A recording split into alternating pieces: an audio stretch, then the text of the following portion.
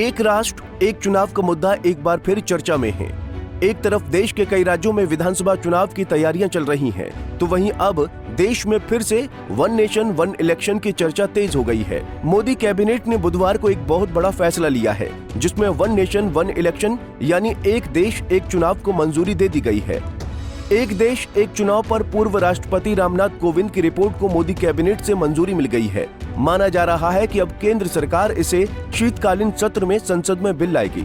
Cabinet meeting के बाद केंद्रीय मंत्री अश्विनी वैष्णव ने कहा कि पहले फेज में विधानसभा और लोकसभा चुनाव साथ होंगे। इसके बाद 100 दिन के भीतर दूसरे फेज में निकाय चुनाव साथ कराए जाएंगे। फिलहाल अभी इसे आगे के लिए बढ़ाया जाएगा।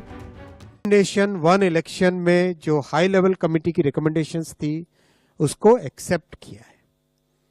High level committee recommendations on one nation one election on simultaneous elections, that those recommendations have been accepted today by the Union Cabinet. And as you are aware, 1951 से 1967 तक इलेक्शन साइमल्टेनियसली होते थे। उसके बाद में 1999 में लॉ कमीशन ने अपनी 170th रिपोर्ट में रिकमेंड किया था कि one election to Lok Sabha and all legislative assemblies in 5 years होना चाहिए, जिससे कि देश में डेवलपमेंट चलता रहे।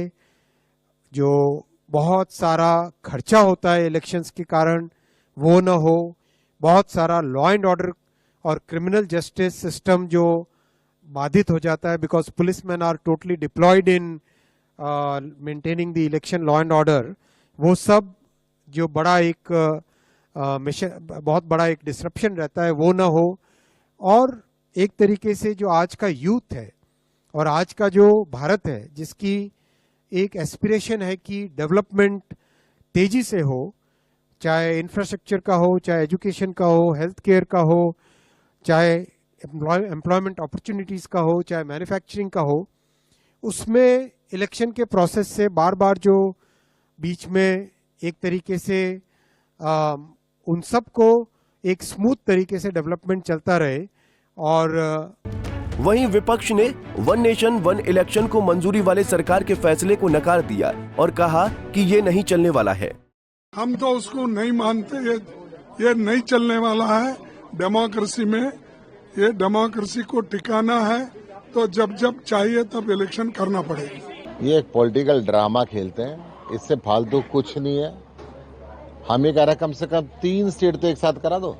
नवंबर में दिल्ली का इलेक्शन हम मांग रहे हैं, झारखंड और महाराष्ट्र के साथ करा दो। केवल और केवल ये ध्यान भटकाने के लिए है। अरविंद केजरीवाल जी ने इस्तीफा दिया है, जनता के अदालत में गए। ये एक स्ट्रेटेजी है। भारतीय जनता पार्टी चुनाव हारती है और फिर चुनाव हार के उन विधायकों को खरीदती है। विधायक नहीं खरीद पाते तो ईडी और सीबीआई की रेड कराती है और फिर परेशान करती है। परंतु इनके सारे मंत्र आम आदमी पार्टी के ऊपर इन्होंने चलाए और फेल हुए। दरअसल कोविंद की अध्यक्षता वाली one nation one election committee ने 14 मार्च को राष्ट्रपति द्रौपदी मुर्मू को अपनी रिपोर्ट सौंप दी थी। इस पैनल का गठन पिछले साल 2 सितंबर को किया गया था। 18,626 पन्नों की इस रिपोर्ट को 8 सदस्यों की कमेटी ने 151 दिन की रिसर्च के बाद तैयार किया था। कोविंद कमेटी ने 7 देशों की चुनावी प्रक्रिया पर रिसर्च करके ये रिपोर्ट तैयार की थी। वन नेशन वन इलेक्शन के लिए पूर्व राष्ट्रपति रामनाथ कोविंद की कमेटी ने इस रिपोर्ट में जो सुझाव दिए हैं, उसके मुताबिक पहले कदम के रूप में लोकसभा और राज्यसभा विधानसभाओं के चुनाव एक साथ कराए जाने चाहिए। समिति ने आगे सिफारिश की है कि लोकसभा और राज्य विधानसभा चुनाव एक साथ संपन्न होने के 100 दिन के भीतर स्थानीय निकाय चुनाव भी हो जाने चाहिए। इससे पूरे देश में एक निश्चित समय अवधि में सभी स्तर के चुनाव संपन्न कराए जा सकेंगे। वर्तमान में राज्य विधानसभाओं और लोकसभा के चुनाव अलग अलग आयोजित किए जाते हैं। वन नेशन वन इलेक्शन के बारे में जुड़ी जानकारी के अनुसार एक देश एक चुनाव लागू करने के लिए कई राज्य विधानसभाओं का कार्यकाल घटेगा। जिन राज्यों में विधानसभा चुनाव 2023 के आखिर में हुए हैं, उनका कार्यकाल बढ़ाया जा सकता है। रिपोर्ट में ये भी कहा गया है कि विधि आयोग के प्रस्ताव पर सभी दल सहमत हुए तो ये 2029 से ही लागू होगा। साथ ही इसके लिए दिसंबर 2026 तक 25 राज्यों में विधानसभा चुनाव कराने होंगे। एक देश एक चुनाव के लिए सबसे पहले सरकार को बिल लाना होगा। चूंकि ये बिल संविधान संशोधित होगा, इसके लिए ये तभी पास होगा जब इन्हें संसद के 2/3 सदस्यों का समर्थन मिलेगा। यानी लोकसभा में इस बिल को पास कराने के लिए कम से कम 362 और राज्यसभा के लिए 163 सदस्यों का समर्थन जरूरी होगा। संसद से पास होने के बाद इस बिल को कम से कम 15 राज्यों की विधानसभा का अनुमोदन भी जरूरी होगा। यानी 15 राज्यों की विधानसभा से इस बिल को पास करवाना जरूरी है। इसके बाद राष्ट्रपति के हस्ताक्षर के बाद ही ये बिल कानून बन सकेंगे। भारत में फिलहाल राज्यों के विधानसभा और देश के लोकसभा चुनाव अलग अलग समय पर होते हैं। वन नेशन वन इलेक्शन का मतलब है कि एक ही समय या एक ही वर्ष में केंद्र और राज्य के प्रतिनिधियों को चुनने के लिए सभी भारतीय लोकसभा और विधानसभा चुनावों में मतदान करेंगे। यही नहीं, वन नेशन वन इलेक्शन के लागू होते ही नगर निगम, नगर पालिका, नगर पंचायत और ग्राम पंचायतों के चुनाव भी साथ होंगे। ऐसे में एक देश एक चुनाव लागू होने से कुछ फायदे होंगे तो कुछ नुकसान। 62 साल बाद फिर देश में वन नेशन वन इलेक्शन को मंजूरी मिलने से सरकार इसके फायदे गिनाने में लगी हुई है।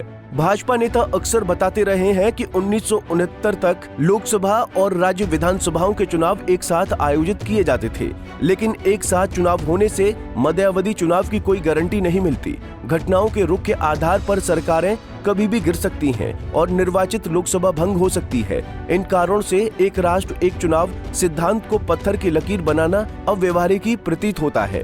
पहले हुए चुनावों के आंकड़ों पर नजर डालें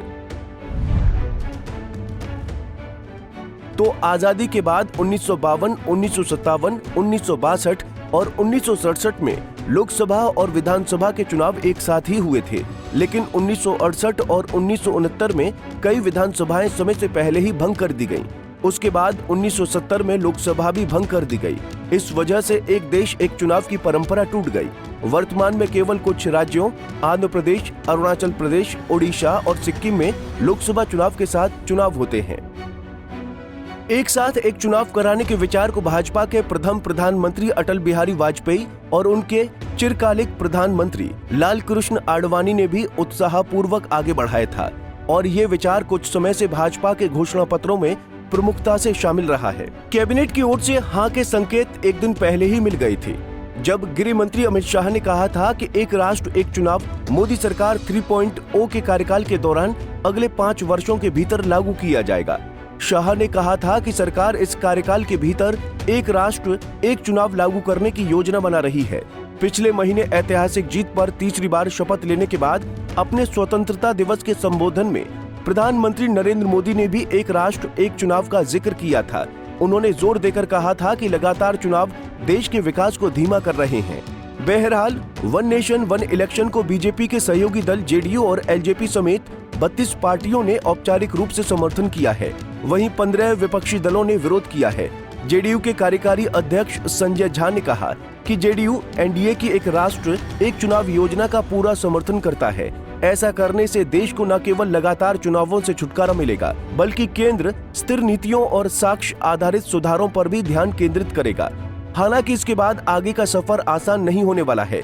एक राष्ट्र एक चुनाव लागू होने में अभी भी कई बाधाएं हैं। इसके लिए संविधान संशोधन और राज्यों की मंजूरी भी जरूरी है।